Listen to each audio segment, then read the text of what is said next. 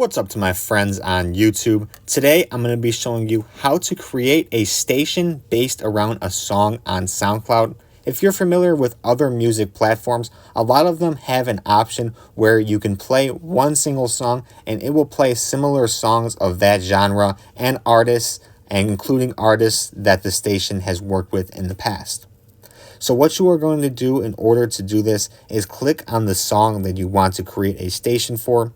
Take it to this menu here where you could see the little three dots in the bottom right hand corner. Click on those.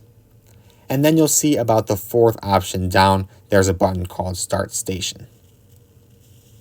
Now it has taken me to a station with 50 different tracks. A lot of them are from the artists that I originally created the station with, but some of them are from different artists, and I can guarantee you, if you aren't familiar with the artist that I chose here, these are all very similar people, some of which that he's worked in the past, but also just a similar genre and type of song here.